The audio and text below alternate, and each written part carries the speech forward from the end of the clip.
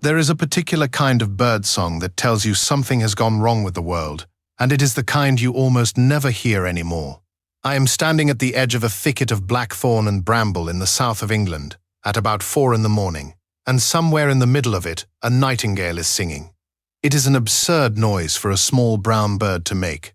It is loud enough to be uncomfortable at 10 meters, and the reason it tells you something has gone wrong is that 30 years ago, I could have heard this in 100 places in this country, and today I have driven 3 hours to stand in one specific field. What makes this particular field worth the drive is what it used to be. 26 years ago, this was arable farmland. Wheat mostly, on heavy Sussex clay, grown at a loss for the better part of 2 decades. The thicket I am standing in front of did not exist. Nobody planted it. Nobody planted anything here. Somebody simply stopped. I have spent a working life watching lines on graphs go down, and I want to be honest with you about what that does to a person. You get good at describing decline. You develop a whole vocabulary for it, and then, occasionally, something comes back, and you find you are not very well practiced at describing that. And worse, you find you are so hungry for it that you will believe a version of it that is not quite true. That is what this film is about. 7 things that came back, in Britain and in Europe, over roughly the span of my career. One of them is the most famous conservation story on the internet, told in a video that something like 46 million people have watched. And I am going to have to tell you what happened when scientists went and checked it. It is the hardest item on this list, because I would very much like it to be true. And the last one is not a return at all. It is the thing that has been quietly leaving while we were celebrating. Number 7. The farm that was allowed to fail. Knepp is 3,500 acres of West Sussex, sitting on a bed of low-wheeled clay about 300 meters deep, ground that one of its owners has described as concrete in summer and unfathomable porridge in winter. It had been farmed intensively since the war, and it had lost money for 17 consecutive years. In February 2000, they gave up. The dairy herds were sold. The machinery was sold. The debt was cleared. And then, over the following decade, instead of doing anything, they did almost nothing, with one exception, which is the interesting part. They put animals on it. Not livestock in the farming sense, but proxies. English longhorn cattle to stand in for the aurochs, the wild cattle that shaped this landscape before we killed the last one. Exmoor ponies for the wild horse. Tamworth pigs for the wild boar, because a pig's snout does something to soil that no machine imitates. Red and fallow deer. And then they took the fences down internally and let the animals decide where to go and what to eat. What happened is not what anybody had been taught to expect. British conservation had spent decades on a model of managing habitats towards a target. Cut this meadow, coppice that wood, keep the scrub down. What came up at Knepp instead was a mess. Thorny, chaotic, impenetrable scrub, moving about the estate in patches, with the grazing animals opening it up in some places and letting it close in others. And things arrived that we had been trying, and failing, to conserve properly for 40 years. Nightingales, 9 singing males in 1999, 62 last year. Turtle doves, a bird that has been falling off a cliff across Europe for my entire working life, went from 2 singing males to a peak of 23. The purple emperor, a butterfly that lives high in the canopy and was until recently considered one of the great rarities of English entomology, is now counted here in the hundreds in a single day. Breeding bird abundance up by a factor of 10. Dragonflies along the little river up by a factor of 9. And in 2023, white storks, which had not bred wild in England for something in the order of 600 years, raised 26 chicks to fledging on this estate. Now the honest part, because there are 2 fair criticisms, and I think you should have both. The first is that this was bad farmland. It was clay that would not pay. Nobody at Knepp claims otherwise. It is on their own website. You cannot take this result and assume it transfers to good arable ground in Cambridgeshire, and anybody who tells you it does is selling something. The second is subtler and comes from the academic literature rather than from farmers. A study published in 2021 looked at what Knepp actually does and concluded that it does not exercise less control than a conventional nature reserve. It exercises differently configured control. There is a perimeter fence. The animal numbers are managed, welfare is monitored, species are assessed against criteria of nativeness, and the whole thing has to keep demonstrating biodiversity results in order to keep receiving public money and paying its way through tourism, which turns over something like £800,000 a year. So it is not wilderness, it is a differently managed farm, whose crop is process rather than wheat. I do not say that to diminish it. I say it because leave it alone and nature comes back is the summary everybody takes away, and it is not what happened. What happened is that a very deliberate decision was made about which animals to put on the land, and then a great deal of patience. Number 6. The animal we ate, and then invited back. We removed the beaver from Britain sometime around the 16th century. The exact date is genuinely uncertain, and you will see confident claims that are not supportable. We killed them for meat, for fur, and for castoreum, a secretion from a gland near the tail that was used as medicine. And then, in 2014, somebody noticed beavers living on the River Otter in Devon. Nobody has ever admitted releasing them. That is worth saying out loud. Britain's first wild beaver population in 4 centuries arrived by a route nobody will discuss. The government's initial instinct was to remove them. Instead, after a good deal of argument, they became the subject of a 5-year trial. And in August 2020, the decision came back that they could stay. 2 family groups had become around 15 territories. In 2022, they were made a European protected species in England, which means it is now an offence to kill one or wreck its lodge without a license. And in February 2025, the rules changed again. Natural England can now license deliberate releases of beavers into the wild, rather than only into fenced enclosures. The first went to a National Trust project in Dorset. 25 years ago, if you had told me I would live to see the state licensing the release of wild beavers into English rivers, I would have thought you were being sentimental. The reason for the change is not sentiment, it is water. A 10-year dataset from Devon found that beaver dams and the wetlands behind them cut peak storm flows by an average of about 30%. 4 family territories were holding a combined total of more than 24 million litres of water. One site alone held around 12 million. In a country that now spends enormous sums on flood defence and has a drought problem at the other end of the year, an animal that builds free water storage and slows a flood peak is not a luxury. It is infrastructure.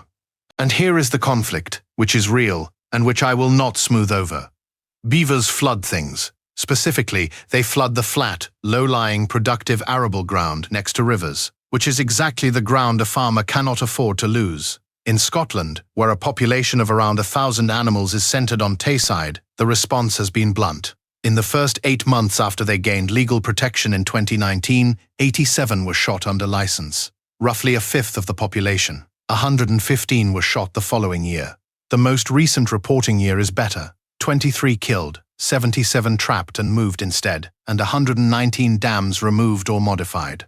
That last figure is the honest shape of what the beaver is back actually means. It means a permanent negotiation, conducted dam by dam, mostly out of public view, on land somebody else is trying to farm. Number 5. The bison that were never here. In July 2022, in the middle of a 40-degree heatwave, 3 female European bison were released into a block of woodland in Kent called Westbleen. They came from Scotland and from Ireland. It was the first time bison had walked free in Britain in thousands of years. One of them, unknown to anybody, was pregnant. She gave birth about 6 weeks later. Nobody planned it, and nobody detected it.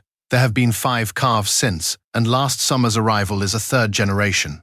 The bull came separately, from Germany, delayed for months by post-Brexit import paperwork, which is a very modern sentence to have to say about a wild bison. Now, why bison, and not something easier? Because of what they do to a wood.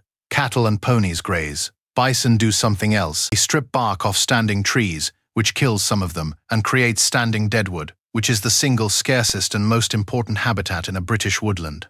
They dust bathe, gouging out bare patches of soil that become seedbeds and basking sites for insects and reptiles.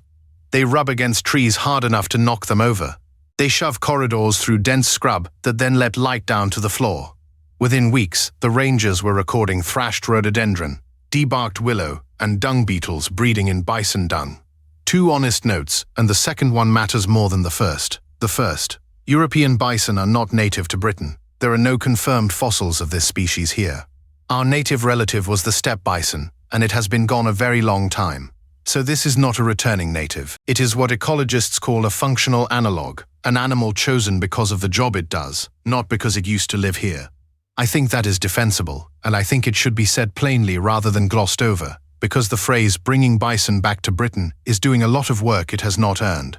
The second, the early monitoring does not yet show the win. Kent Wildlife Trust's own invertebrate sampling, over 3 years, found roughly 13 invertebrates a day in the control areas, 10.5 where conservation grazers were used, and 8.5 in the bison areas. That is 34% below the control. Their own report is careful to say the bison treatment was not applied as the experimental design intended and rested on a single trap, which failed in the final year. So it is not a result. But it is what the data currently says, and I would rather tell you that than wait 5 years and quietly not mention it. What the bison have measurably done is change the structure of the wood, native regeneration up around 60%, open habitat up by a similar amount, compared with closed high forest. Whether the animals follow is still being counted. And there is one thing about this species that I think is worth carrying with you. The last wild European bison was shot in the Caucasus in 1927. Fewer than 60 animals survived anywhere on Earth, in zoos and private parks. Every European bison alive today, and there are now around 7,500, some 4,000 of them free roaming, descends from 12 individuals. 12. That is the entire genetic foundation of a species that is once again shaping woodland on this continent. Number 4. The wolves that did not change the rivers. This is the one I have been putting off. In 1995 and 96, wolves were returned to Yellowstone National Park after an absence of about 70 years. 31 animals, brought down from Alberta and British Columbia, held in pens through the winter and released. 10 more followed in 97. In 2014, a 4.5-minute film appeared online, called How Wolves Change Rivers, narrated by the writer George Monbiot. It has now been watched more than 46 million times, and I would guess a good number of you have seen it. If you have any interest in the natural world at all, it is probably the most beautiful thing anyone has told you in the last decade. The story it tells is this: the wolves came back. The elk, the film calls them deer, which is the first small error, stopped grazing the valley floors and gorges where they could be caught. The trees came back. The film says the height of the trees quintupled in 6 years. The birds came with the trees, and the beavers came with the willow, and the beaver dams made pools for fish and amphibians. Fewer coyotes meant more rabbits and mice, so more hawks and foxes and badgers.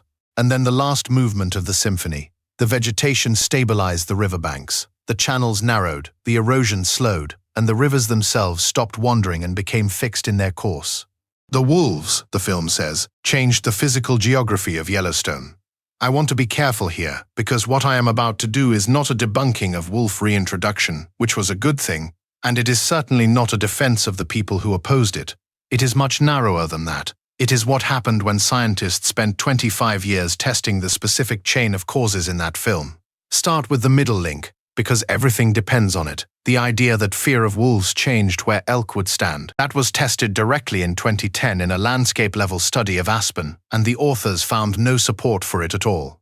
Browsing was, if anything, slightly heavier in the riskier places, and young aspen survival was lower near the core of wolf territories. It was tested again in 2018, with better data on when wolves are actually active, and the finding was that wolves are crepuscular. They hunt around dawn and dusk, so elk simply use the good, risky ground at the times of day when wolves are asleep. That study found no measurable effect of wolf risk on elk stress hormones, body condition, pregnancy rates, or how much they ate.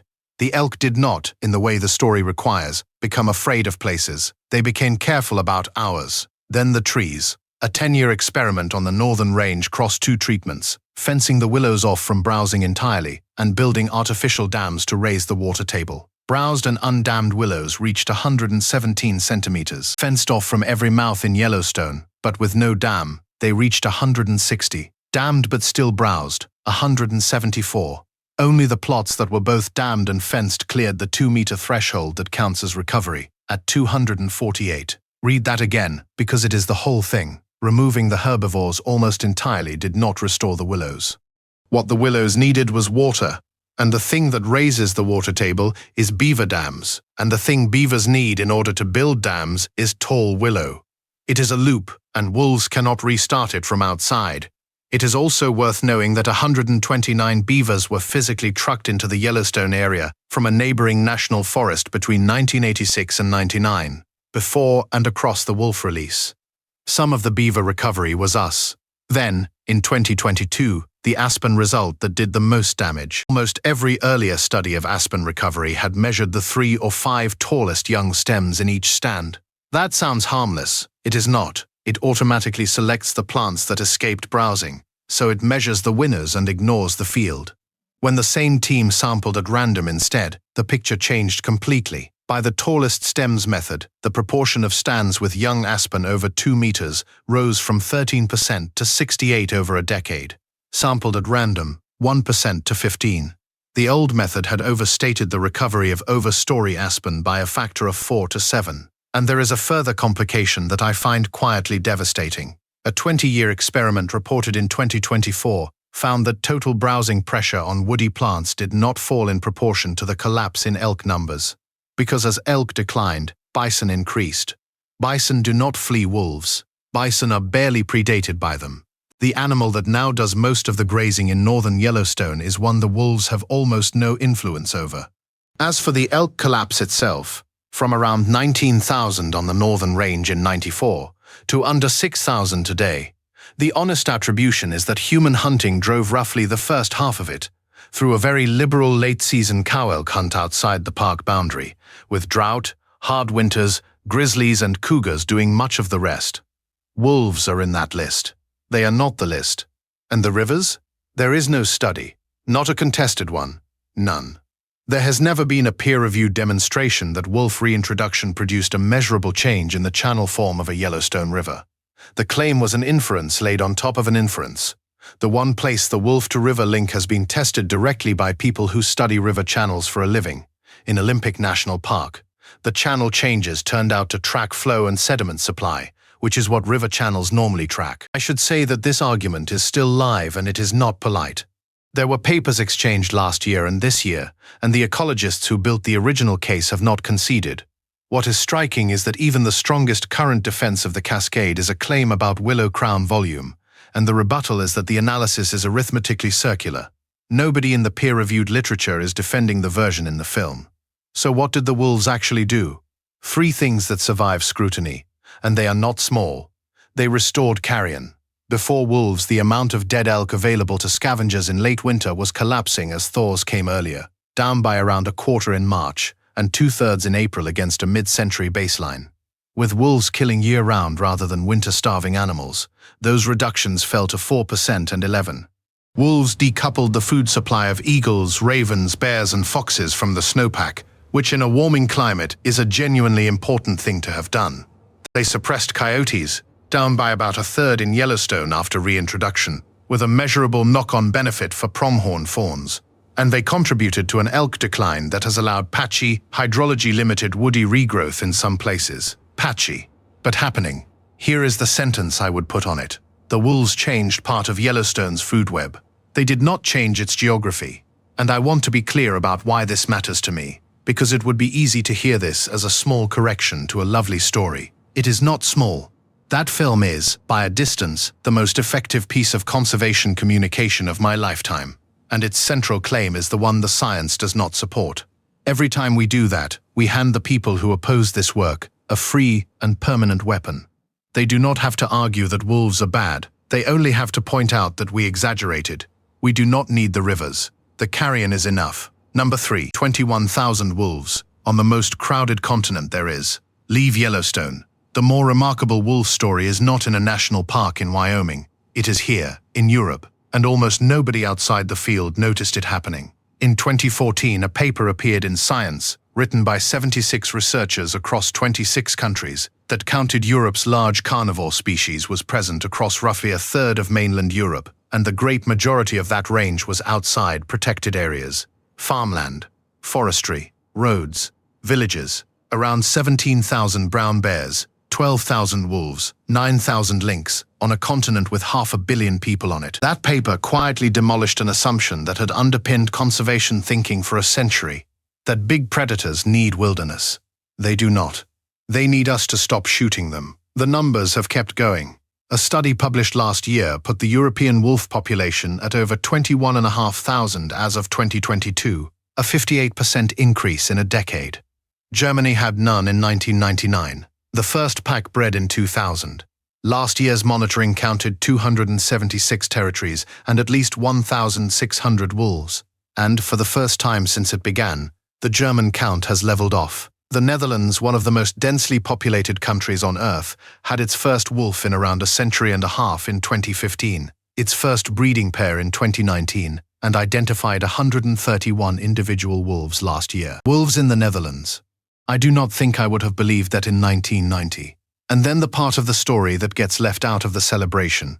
France has had wolves since they walked over from Italy in the early 90s, and France also has 10 to 12,000 head of livestock killed by them every year, at a cost of something like 38 million euros, the great majority of which is not compensation but protection, fencing, guard dogs, and shepherds paid to be awake. In December 2024, the Berne Convention agreed to downgrade the wolf's protection status from strictly protected to protected. That took effect in March last year. The European Union then amended its own Habitats Directive to match. The wolf was moved out of the annex that grants strict protection and into the annex that permits managed taking. That directive came into force in July of last year, with member states to implement it by January 2027. It is under legal challenge. I have no interest in telling you how to feel about that, but I will give you one thing to hold. The figure the Council used to justify the change was at least 65,500 livestock killed per year across the EU. The peer-reviewed estimate is around 56,000, with roughly 17 million euros in compensation, two-thirds of it sheep and goats. Both numbers are large. They are not the same number, and the larger one was the political one. That is what success looks like in practice. You spend 50 years getting an animal back, and the moment you succeed, the argument stops being about biology and becomes about who pays. Number 2. The biggest rewilding project in Europe was an accident. While all of the above was being carefully planned, argued over and funded, something enormously larger was happening that nobody organized at all. Europe's forests have been growing back. Forest area in the European Union is up around 37% since 1950. Between 1990 and 2020 alone, the net gain was about 14 million hectares. Forests now cover something like 40% of EU territory. The volume of wood standing in them has roughly doubled since the 50s. All of that happened while the population grew by a third, and the economy grew several times over. The main driver is not tree planting. It is abandonment. Marginal farmland, steep, stony, remote, small holding ground that stopped being worth working when people moved to cities and agriculture concentrated onto the good flat land, has simply been walked away from in Spain, Portugal, Italy, Greece, Romania, Poland, southern France. Modeling for the European Commission projects around 4.2 million hectares abandoned between 2015 and 2030. That is where the wolves and the bears and the lynx have been coming back, not into nature reserves, into the fields of people who left. I find this the most interesting fact in the entire film, and also the most uncomfortable, because it means that the largest positive change to European nature in my lifetime was not a conservation achievement. It was a side effect of rural depopulation. We did not decide to do it. It happened to us, and then we noticed. Number 1, the thing that did not come back. Over exactly the same decades in which all of this was happening, something else was going on. And if you only take one thing from this film, I would like it to be this one. In 2023, a study looked at 170 bird species across 20,000 sites in 28 European countries, over 37 years. It found that Europe has lost around a quarter of its breeding birds since 1980, on the order of 800 million individual birds. And the losses are not spread evenly. Farmland specialists, the skylarks, the partridges, the corn buntings, the turtle doves, are down by around 60%.